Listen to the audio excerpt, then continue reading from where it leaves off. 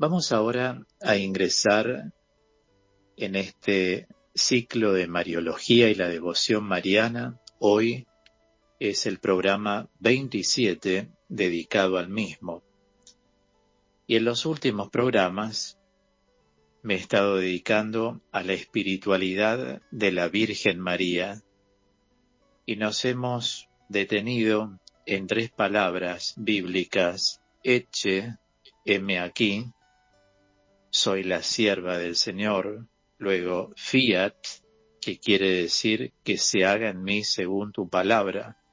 Y luego, el Magnificat, que es donde estamos ahora trabajando desde el programa anterior.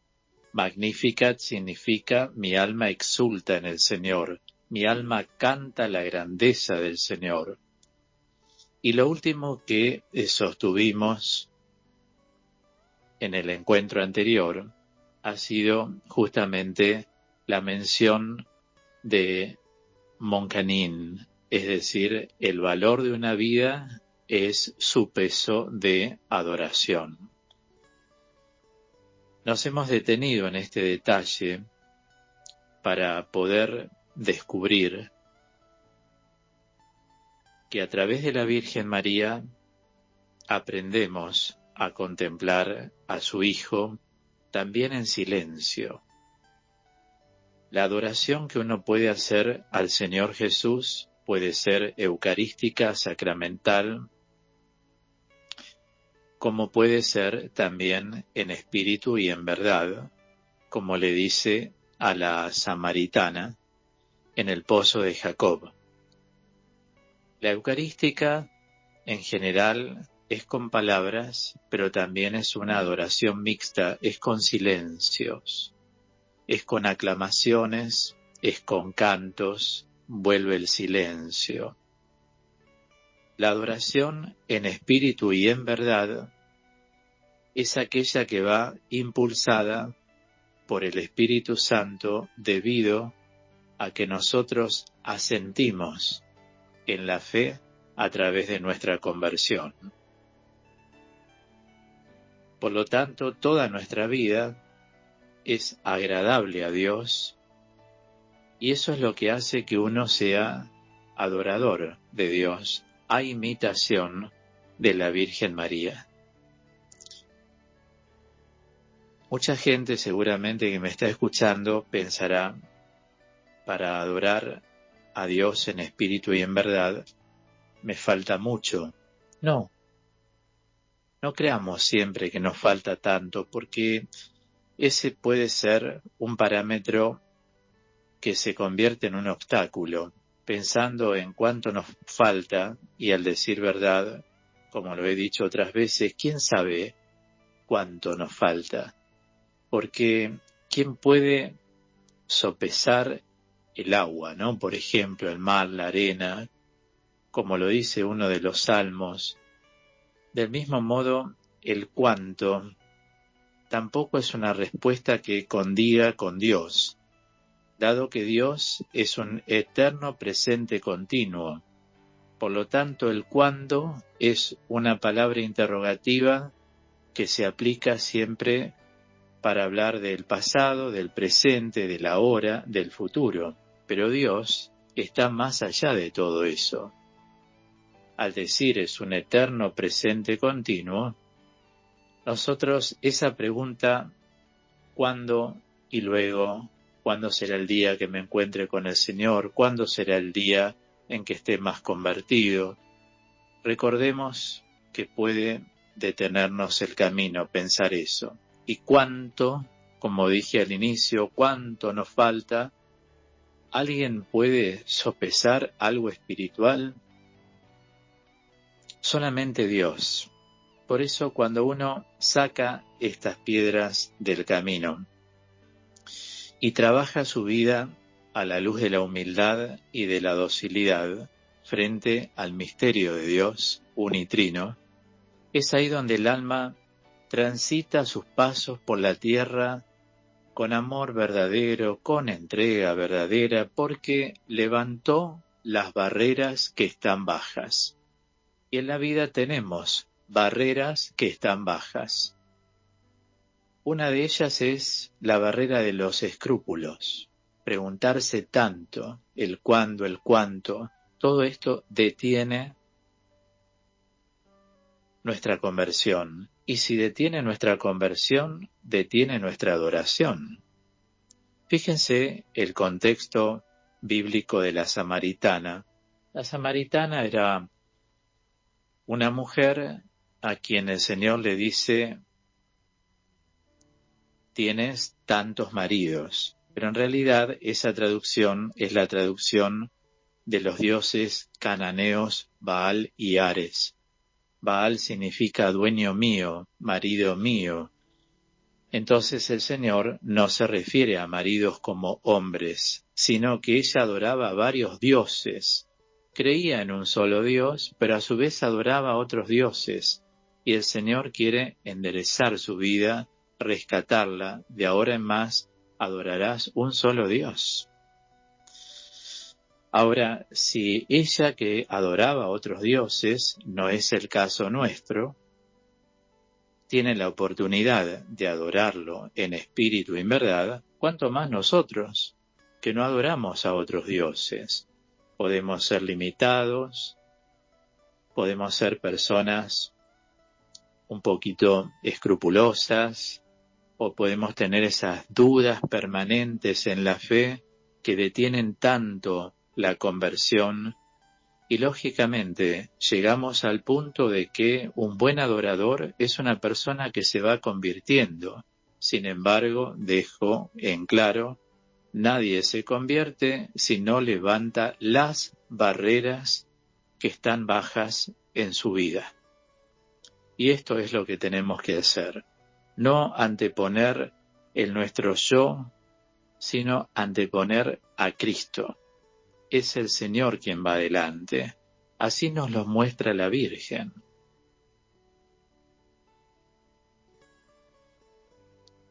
Como María, hay que contemplar la santidad de Dios.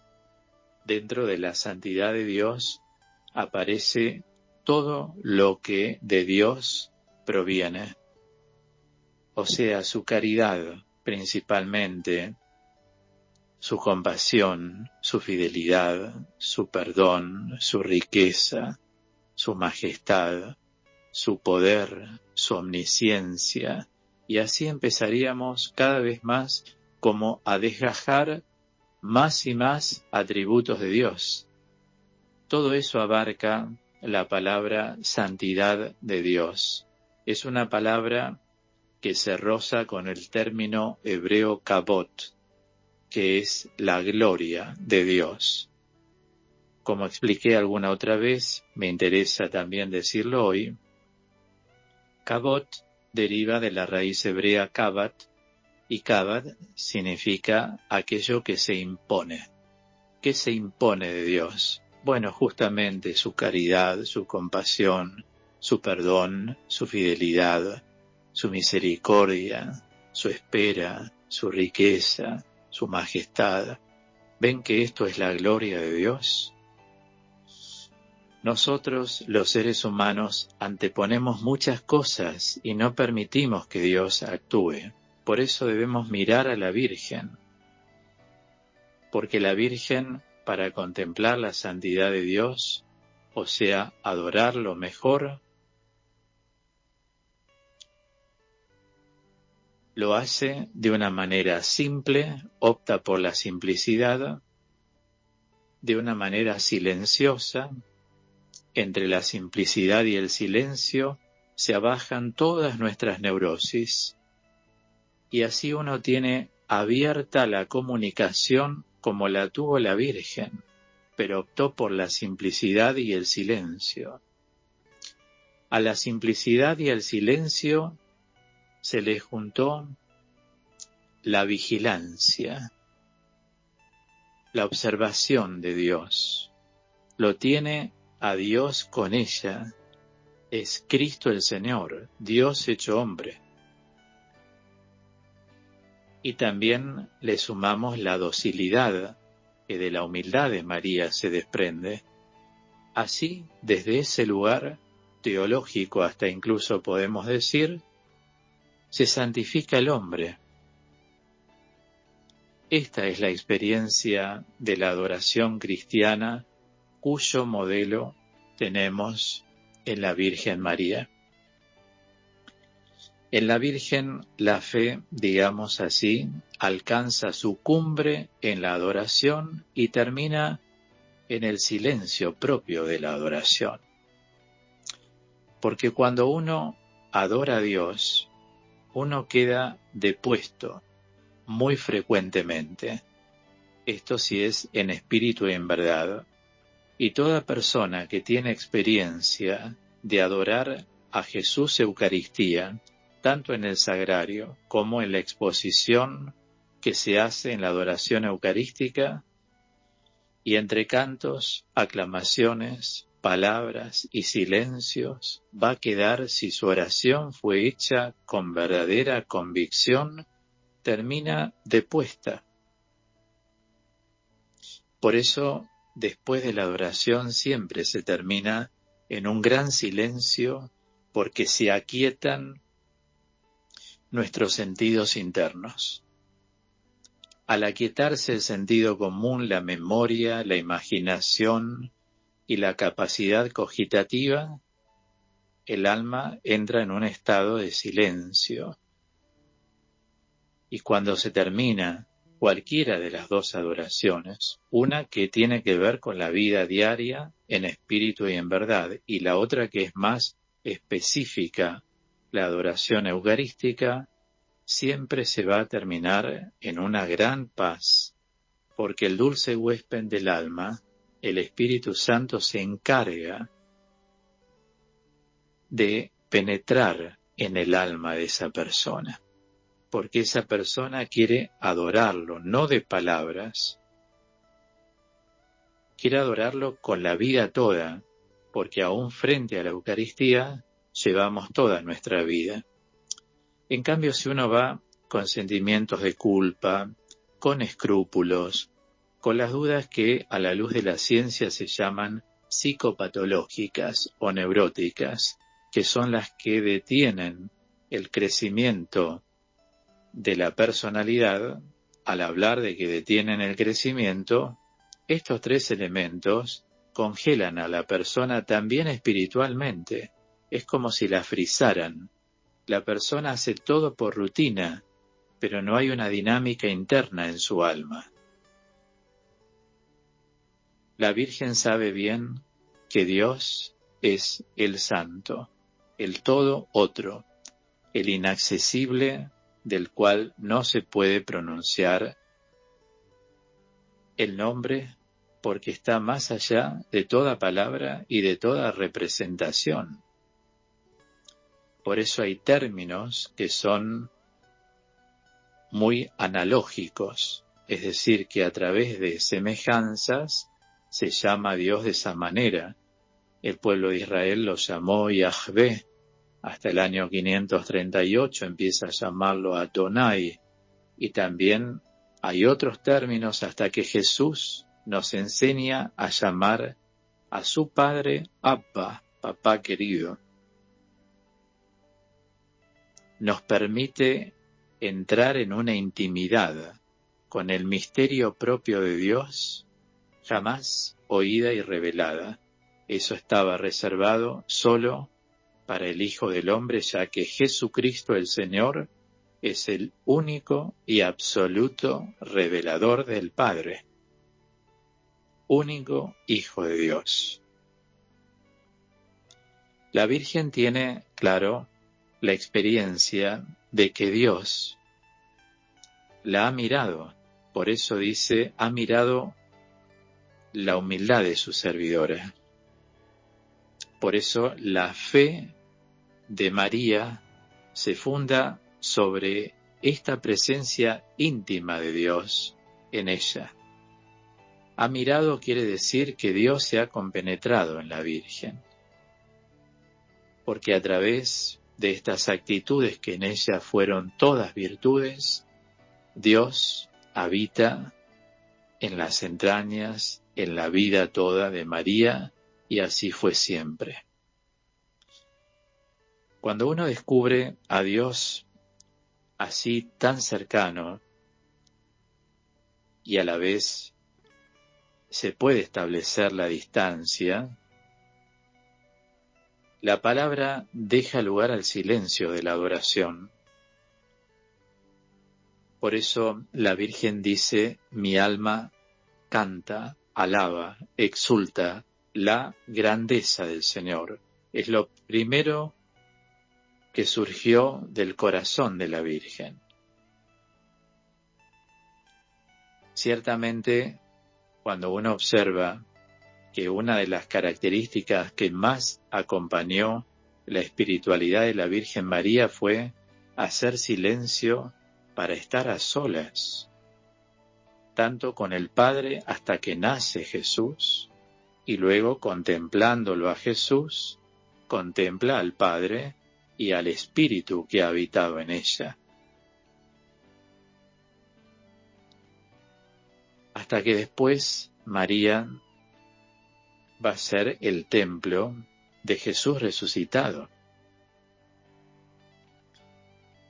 Por eso, una vez que el Señor resucita, la Virgen sintió inmediatamente el anhelo místico, así se llama, que es el deseo de ir con Él para siempre. Como era un alma fue, es y será adoradora por excelencia, por encima de cualquier persona, Dios la ha mirado, Dios la llenó de gracia, o sea, de su absoluta presencia inigualable. Ciertamente, el amor de Dios en ella crece y su amor por Dios crece, trasladado a Cristo. En Cristo muestra al Padre cuánto lo ama, al Padre y al Hijo y al Espíritu Santo. Es cierto que para ser elevado hay que humillarse, y para ser colmado de bienes, como dice la Virgen en el Magnificat, hay que conocer la desnudez, el despojo interior. Cuando Dios ve un alma que se despoja de sí para que Él sea el Rey de la vida de esa alma, por lo tanto rija esa alma, ahí uno empieza a tener la experiencia de lo que significa ser colmado de bienes. Colmó de bienes a los hambrientos, así nos enseña la palabra, ¿verdad? Entonces, esta es una actitud que en María, la Virgen, la vemos y fluidamente. Podríamos decir que la Virgen lleva a cabo el programa de las bienaventuranzas, propuesto por Jesús en el discurso inaugural, ¿no es cierto? Por eso, ¿cómo la proclamó su prima Santa Isabel? Bienaventurada, bienaventurada, como lo vemos en Lucas 1:45. Ella nos revela que Dios manifiesta su gloria, su amor a los que lo buscan, pero los que lo buscan como pobres, más allá de los signos evidentes. Por eso si uno no se desnuda, no es pobre interiormente, no es pobre espiritualmente. La persona necesita sentir que nada es propio, que todo le pertenece a Dios. Y ahí es donde Dios colma de bienes, porque uno al realizar eso es que es un hambriento de Dios. Parafraseando un poco, me viene a la mente el Magnificat.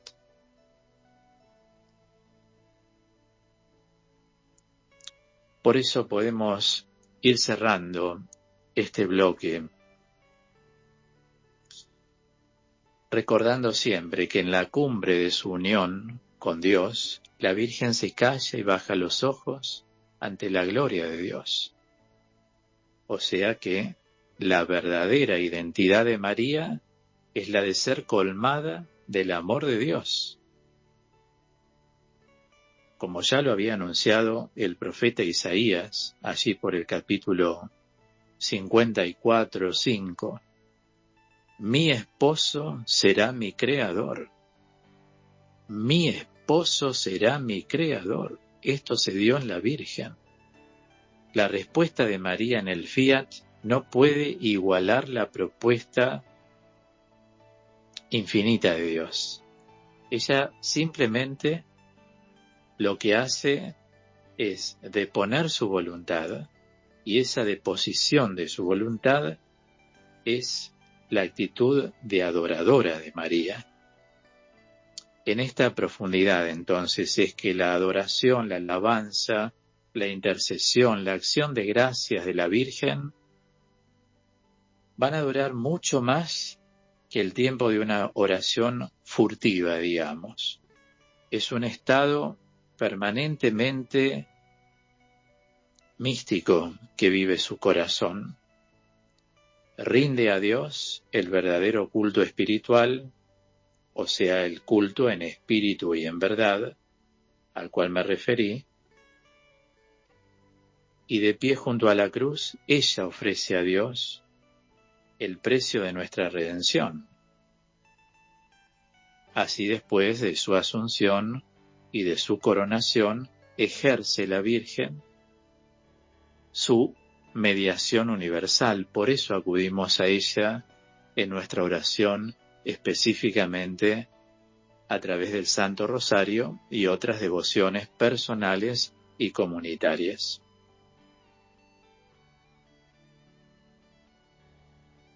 Ciertamente la Virgen estaba plenamente habitada aquí en la tierra por el misterio de la Trinidad.